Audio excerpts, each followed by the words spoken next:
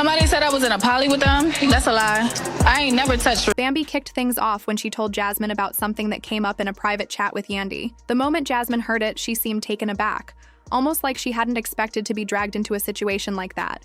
It instantly put her in a place where staying quiet didn't seem possible. She knew she'd have to face it head-on instead of pretending it didn't happen. Without holding back, Jasmine decided to go straight to Yandy. That's when the whole mood changed. What started as a bit of chatter suddenly turned into something a lot more serious. Words started flying, and it was obvious there were bigger problems hiding beneath the surface. Both of them were now standing face to face with emotions that had been building for a while. The calm slipped away, the conversation grew tense, and the air in the room felt heavier. This was no longer just about what Bambi had shared. It was about all the unspoken tension between them finally spilling out. Her friend who got caught smashing the man in London. Yandy, Is she okay? she is extremely overwhelmed, I'm sure. But on the other hand, she did tell me that everything that you said was like a lie. You and the Frost are like in cahoots and basically conspiring against them, and y'all be in a poly relationship. She didn't really say it, but she kind of alluded to the fact that. So you're not. Anything that I have ever said has been the truth. There's nothing that I've ever said that is a lie. I thought me and Yandy was cool after the phone call, but now she's going around telling people that I'm in cahoots with the Frosts and I'm a liar. That's up. I mean, Yandy, you can't even own that you got your back blown out in London, so how can anybody believe you? I never told her no like that. I'm about to go, though, because this sounds like it's going to get messy. I'm not in the mood for Yandy. You and Yandy gonna need to have a conversation I'm too. sure, but just not tonight. Love you. I love you. I love you. So on our day, I need to take you upstairs so you can talk to Yandy so we can figure it out. I'm with it. Okay. Let's go. Okay. I'm confused as hell. Everybody needs to get to the bottom of it before it spirals and before it's just rumors floating and circulating that's not really real. Yandy, I brought Jasmine. Oh. Okay. It's okay. All right. So I'm bringing y'all together because it seemed like it's a bit of a misunderstanding. All right, so, you know, me and you had a conversation. And in the conversation, I was sympathetic with you. Yeah. You know what I'm saying? I do appreciate that. I think we started off in a bad place because what I thought was that you were the vein of existence for my friend. So my interaction with you was because I wanted to protect her. And from our conversation, I realized that the joke was on me. However, everything that I said, I feel like you're saying I said was false. No, nothing you said was false. Who told you that? No. Who told you that? When I Where you got that? No, when I I said everybody was in cahoots and she was in the dark. Nobody was in cahoots. I wasn't in cahoots with nobody.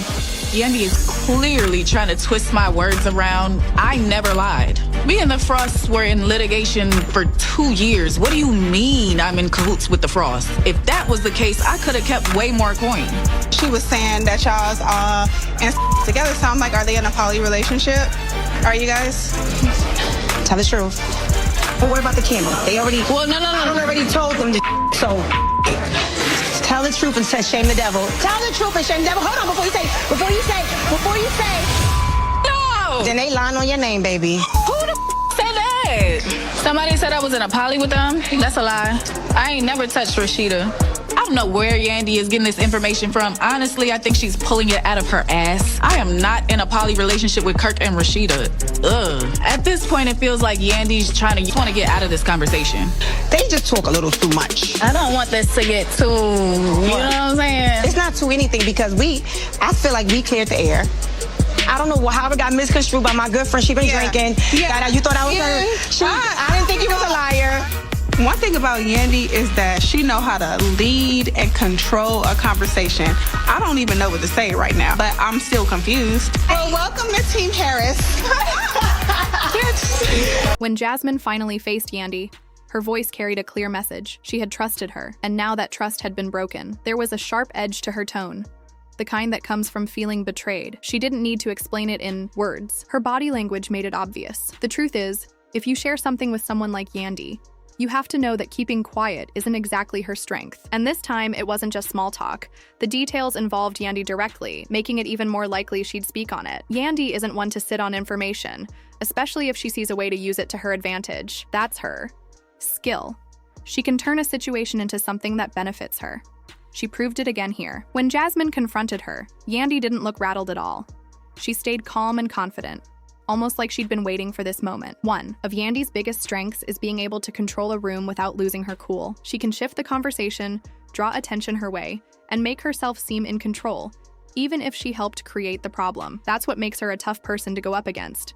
She'll repeat what you've said, but stand by it so firmly that people start questioning if she's really the one at fault. This showdown showed two completely different ways of dealing with conflict. Jasmine seemed focused on protecting her image, trying to shape the story so it wouldn't look bad for her. Yandy, though, didn't budge. She owned what she said and stood her ground without showing any guilt. The twist is that Yandy didn't actually bring this up first. Bambi did. By sharing a private conversation, Bambi ended up exposing the tension between Jasmine and Yandy. That one move set off a chain reaction, pushing them into a confrontation they couldn't dodge. Once it was over, it was clear this wasn't just some small argument. It exposed how weak the bonds in this group really are. Trust is shaky, loyalty depends on the situation, and honesty feels more like a tool than a principle. Every word is calculated, and friendships can shift the second someone sees a chance to get ahead. Now that Jasmine and Yandy have gone head-to-head, there's no hiding the tension. Everyone in their circle knows about it.